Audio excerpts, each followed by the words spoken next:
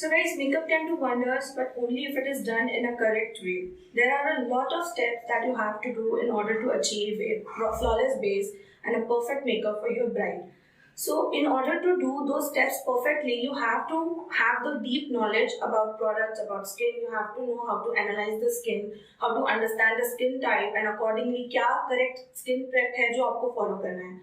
Skin prep is the second step. First step is कि आपकी skin actually में कितनी हेल्दी है.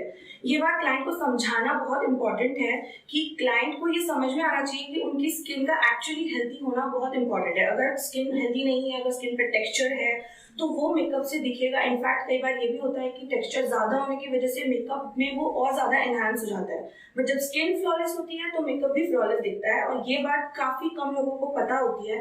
So you have to make sure that you making your client understand the importance of having a proper skincare routine, a proper healthy diet they're following, एक proper exercise regime है उनका जो वो follow कर रहे हैं, जिससे उनका जो skin है वो अंदर से glow कर रहा है, जिससे कि makeup naturally अच्छा भी लगेगा. अगर skin healthy नहीं है तो you cannot do like surgery or anything जिससे makeup अच्छा लगेगा. So you have to make your client understand कि makeup अच्छा लगने के लिए उनको अपनी skin पे ध्यान देना बहुत जरूरी है.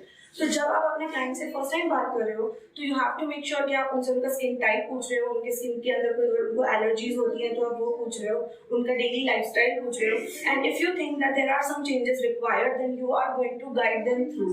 If at all you think कि उनकी जो स्किन है वो सेंसिटिव है एंड उनको कुछ इश्यूज होते हैं उनके स्किन पे, लाइक एक्ने प्रोन स्किन है, then you have to suggest them to go to a dermatologist, because then a dermatologist can only help them with their skin care routine. और proper skin care routine जो वो dermatologist उनको prescribe करेगा, you have to push them to follow that skin care routine without fail religiously. So our next step is skin analysis. कि जब client आपसे in person मिलता है तो आपको कैसे ये एनालाइज करना है कि उनका स्किन टाइप क्या है, ड्राई स्किन टाइप है, ऑयली स्किन टाइप है, कॉम्बिनेशन है, क्या स्किन टाइप है. बिकॉज अकॉर्डिंगली आप उनको स्किन प्रेप करोगे, अकॉर्डिंगली आप उनके प्रोडक्ट्स चूज करोगे, आपको किस टाइप का फाउंडेशन यूज करना है, किस टाइप का कंसीलर यूज करना है. तो ये सबसे पहला स्टेप है जो कि बहुत इंपॉर्टेंट है, और ये डिसाइड करेगा कि आपका जो बेस है वो कितना फ्लॉलेस होता है.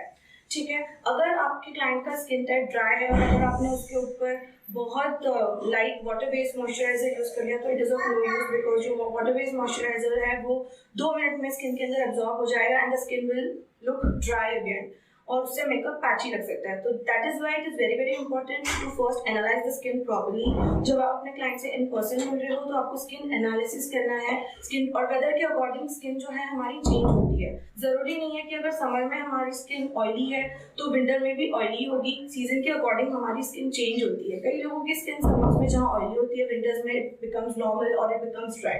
सो अकॉर्डिंगली जब आप इन पर्सन जब आप मेकअप कर रहे हो तो स्किन प्रेप करने से पहले आपको स्किन की सिचुएशन देखना बहुत बहुत जरूरी है. So basically there are 4 types of skins: dry skin, oily skin, normal skin and combination skin. So in order to decide how to prep the skin perfectly, in order to have a perfect flawless base, you have to first analyze what is the skin type. If the skin type is dry, like dry skin type अगर है तो you have to use cream based moisturizers. If the skin type is oily, you have to use water based moisturizers. तो जो आपका skin prep है उसके 4 steps होती हैं. फर्स्ट स्टेप होता है क्लेंजर. किसी भी स्किन टाइप में आपको जो स्टेप्स हैं ये सेम स्टेप्स रहेंगे, जस्ट प्रोडक्ट्स डिफरेंट होंगे. अगर आपका स्किन टाइप ड्राई है तो सबसे पहले आप किस टाइप का क्लेंजर यूज करोगे? आप एकदम जेंटल क्लेंजर यूज करोगे जो कि आपके स्किन के अंदर की हाइड्रेशन को और खींच नहीं लेगा, ठीक है, और ज्यादा ड्राई ना करे. आपको एकदम जेंटल क्लेंजर यूज करना है. So you can write it down. वैसे तो आपको मैं मेल भी करूंगी सारी list with products, recommendations, everything आपको सब मेल किया जाएगा. But still if you not write it down, you can take a pen and a notebook and you can write it down in your notebook कि अगर dry skin type है तो आपको एक जेंटल क्लेंजर यूज करना है. My recommendation is using a Cetaphil gentle cleanser. It is very good for sensitive and dry skin, so you can go ahead with that one. Now if the skin is oily तो Cetaphil का ही एक और oily cleanser आता है, oily skin cleanser आता है जो आप यूज कर सकते हो अगर स्किन ऑयली है उसके लिए. तो वो पोर्स को क्लीन कर देगा और जो भी ऑयल है, एक्सेस ऑयल, डर्ट, उसको पुल ऑफ करके रिमूव कर देता है. Now the second step is using a toner. Toner is very very important. हमारी जो स्किन है वो एक्चुअली 3 लेयर्स की होती है.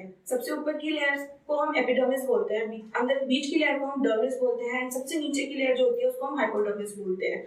तो जो अगर हमने फेस वॉश करने के बाद डायरेक्टली मॉइस्चराइजर अप्लाई कर लिया तो मॉइस्चराइजर की जो कंसिस्टेंसी होती है वो थिक होती है, जिसकी वजह से वो that cannot seep deep down up till your hypodermis.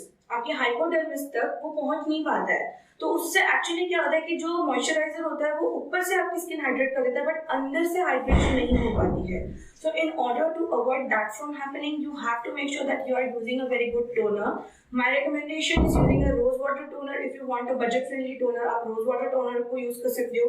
किसी भी ब्रांड का rose water toner आप यूज कर सकते हो। rose water toner हर स्किन टाइप के लिए परफेक्ट है, right from oily to skin type to normal skin type, dry skin type, it goes perfectly with any skin type. So अगर आपका ज्यादा बजट नहीं है तो आप रोज वाटर जो ब्रांड्स के मैं रेकमेंड करूंगी, एक आप जोवीज का रोज वाटर यूज कर सकते हो, लोटस का रोज वाटर अच्छा है, द नेचुरल वॉश इस ब्रांड का भी रोज वाटर अच्छा है जो आप अपनी वैनिटी में रख सकते हो।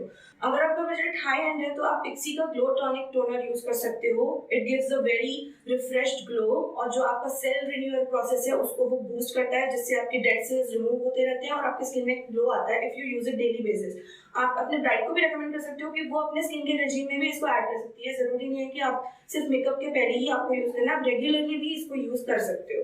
टोनर लगाने के बाद आपको इस बात का ध्यान रखना है कि आप 2 मिनट वेट कर रहे हो। टोनर जो आपने स्प्रे किया है फेस के ऊपर उसको आपको स्किन में जाने देना है। You have to wait until it dries out, because अगर आप टोनर के ऊपर डायरेक्टली मॉइस्चराइजर लगा दोगे तो अगेन टोनर मॉइस्चराइजर के साथ मिक्स हो जाएगा और आपके हाइपोडर्मिस तक पहुंच नहीं पाएगा। सो जो बेसिक टोनर हमने जो यूज किया था उसके पीछे जो रीजन था वही फेल हो जाएगा, right? So you have to wait for 2 minutes before you move on to the next step.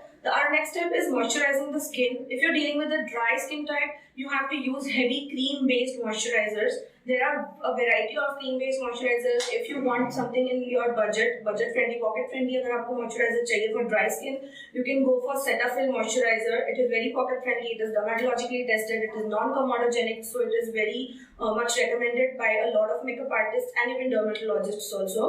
और अगर आप high-end moisturizer लेना चाहते हो, then blindly आँख बंद करके आप Embryolisse moisturizer पे trust करो. It is a very good moisturizer. Not only a moisturizer, it is a nice base. It creates a nice base for your makeup and it holds on to the makeup for a very long time. It acts as a primer also. It is a cleanser also. Like अगर आपको सबसे पहले अपना makeup remove करने के लिए उसको as a cleansing milk use करना है तो आप वैसे भी use कर सकते हो। तो ये सारे have multi-purpose uses. So it is a very good moisturizer and it is internationally known brand. So you can go ahead with it. The next step skin type is oily skin type. अगर oily skin के ऊपर आपने cream based moisturizer use कर लिया तो skin और heavy feel करेगी और ज्यादा ऑयल रिलीज करेगी और आपका मेकअप स्टे नहीं करेगा। So you have to use a water based light moisturizer जो मैं यूज करती हूँ बहुत ज्यादा अपने oily skin वाले clients पे, और I swear by this product. The product is from the brand Pack Spotlight Water-Based Moisturizer. You can trust this moisturizer blindly and just add it in your vanity. 2 type के ये moisturizer आपकी vanity में all time होने ही चाहिए. One is cream-based moisturizer for the dry skin type and the other one is water-based moisturizer for the oily skin type. So that is all for the skin prep. Now let's call our beautiful gorgeous model over here and